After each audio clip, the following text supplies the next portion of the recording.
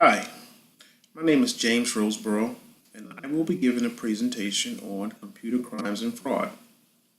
This presentation is for Dr. Green's Summer 2017 Ethics, Laws, and Social Responsibility course at Eastern New Mexico University, and this is my individual professional presentation.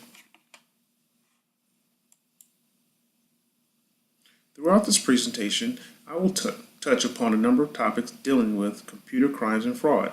The agenda is as follows. Define computer crime and fraud, evolution of computer crimes and fraud, common forms of computer crimes and fraud, advanced techniques to commit computer crimes and fraud, why cybercriminals are hard to catch, global legislation, ethical concerns, and the impact of computer crimes and fraud on our society.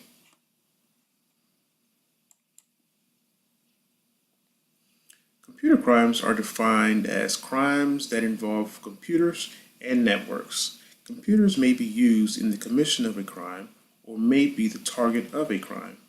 Computer crimes can be defined as offenses that are committed against individuals or groups of individuals with a criminal motive to intentionally harm the reputation of the victim or cause physical or mental harm or loss to the victim directly or indirectly using modern telecommunication networks such as internet and mobile devices. Computer crimes may threaten the security, financial health, or well-being of individuals, groups, or organizations. Computer fraud is the act of using a computer to take or alter electronic data or to gain unlawful use of a computer or system. Computer fraud is categorized as a computer crime. The evolution of cybercrime. One of the first major cyber attacks was a virus nicknamed Melissa. Melissa was a fast-spreading virus that was distributed as an email attachment and when opened disabled a number of safeguards in Microsoft products. If the end user had Microsoft Outlook, it caused the virus to resend itself to the first 50 people in the user's address book. Melissa had the potential to disable corporate and other email servers. On Friday, March 26, 1999, Melissa caused the Microsoft Corporation to shut down its incoming email server in an effort to prevent the spread of the virus. Intel and other companies also reported being infected by this virus. Cybercriminals use various techniques to commit crime, and the diagram here shows when some of these techniques were first introduced. I'll discuss some of the larger name ones. In 1997, Trojans and malicious code. 2004, identity theft and phishing attempts first occurred. 2007, domain name server attacks, SQL attacks. 2010, social engineering. And also in 2010, the denial of service. And from 2013 into present, we are still experiencing high rate of banking malware, identity theft, and ransomware has really been on the rise.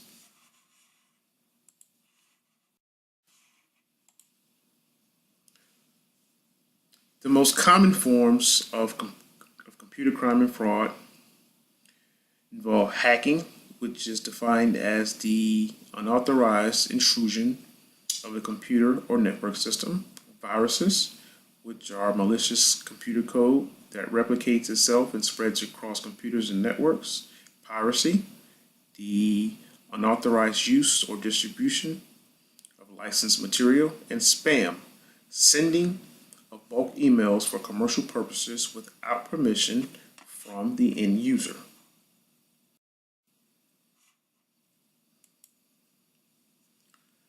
Advanced techniques to commit computer crime and fraud. Malware is the overarching term used to describe the various forms of intrusive software which may be used for malicious intentions. Once loaded, it can take control of your machine, monitor your actions and keystrokes, and discreetly forward information from your computer back to the attacker. Phishing attacks. These are attacks which are used to install or disclose sensitive information by pretending to be someone or something else in order for users to take action they normally would not. Phishing exploits human curiosity and impulses, which makes them difficult to defend. Denial of service is a cyber attack in which the predator seeks to make a machine or network resource unavailable to its intended users by temporarily or indefinitely disrupting service of a host connected to the internet. Man-in-the-middle attacks. An attacker hijacks the network session to insert themselves between the requesting computer and the remote server, pretending to be the other party in the session. This allows them to intercept information in both directions and is commonly called a man-in-the-middle attack.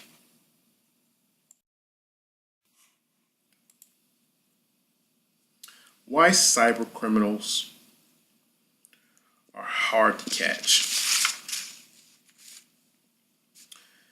The number one barrier to prosecuting cybercrime is the lack of jurisdiction. Most of the time, the person committing the crime is located outside of the country, or at least outside the legal jurisdiction of the court and prosecutors seeking the conviction. It's hard enough to successfully prosecute a cybercriminal if they originate in the same jurisdiction as the victim, but nearly impossible when both reside in different locations. In many cases, investigators collect good legal evidence and even verify the identity and location of the cybercriminal, but there is no legal ability to arrest a person. The United States has established cross-boundary, reciprocal legal rules with many cyber allies, but many other countries such as China and Russia choose not to participate.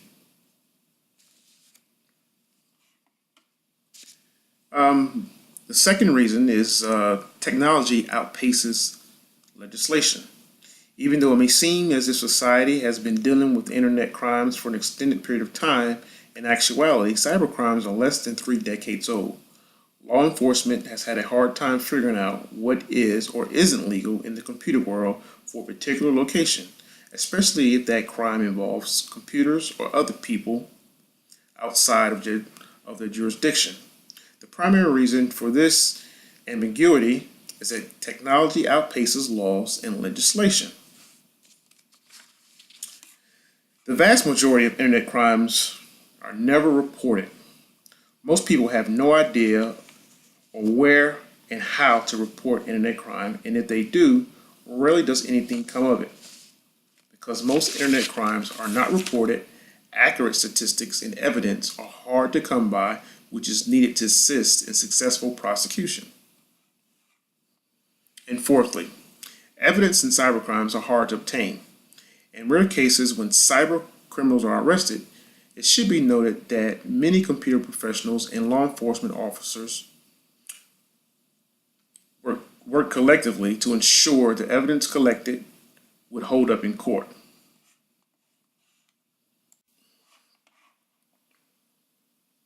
The following diagram illustrates various laws which have been passed by different countries in an effort to combat cybercrimes and fraud. The most notable on this list for the United States would be the Privacy Protection Act, which was passed in 1980 and has undergone at least 8 amendments since then. This pretty much shows that technology is always changing and that laws need to adjust accordingly to keep pace with these cyber criminals.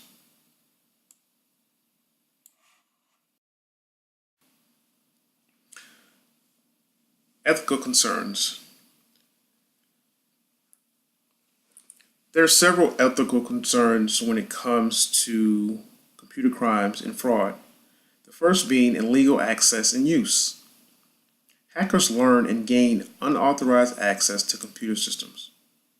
Insider threats are employees who compromise corporate systems.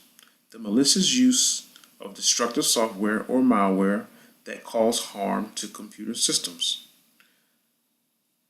Data alteration and destruction, information and equipment theft, obtaining identification, passwords to steal information or disrupt systems, software and internet piracy, the act of illegally downloading or duplicating software, audio, or videos. International computer crime, terrorists, international drug dealers, illegally obtainment of money to fund unethical behavior.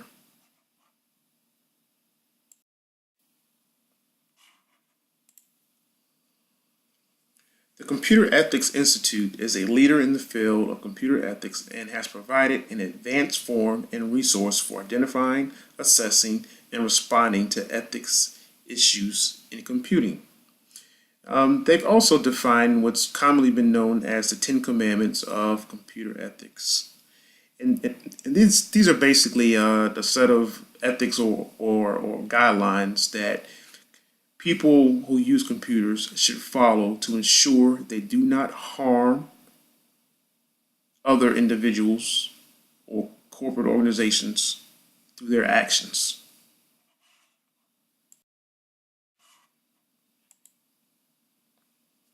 The impact of computer crimes and fraud. 3 years ago, the Wall Street Journal estimated that the cost of cybercrime in the United States was approximately $100 billion. In 2015, it was estimated that the total cost of cybercrimes was approximately $400 billion. So from 2013 to 2015, cybercrimes cost has quadrupled, and it is on pace to quadruple again from 2015 to 2019. Juniper Research Group recently predicted that the total cost of cybercrimes and fraud will reach $2.1 trillion globally by 2019. So those are very staggering numbers, and it's quite evident that these computer crimes and fraud are causing tremendous amounts of financial harm to individuals and organizations. And to be honest, I really do not see how we can keep pace with these computer criminals. Most of these guys are very well educated. They get a kick out of outsmarting government entities and those safeguards that they put in place to prevent computer crimes from occurring. So this brings an end to my presentation. Next slide, you will see my references.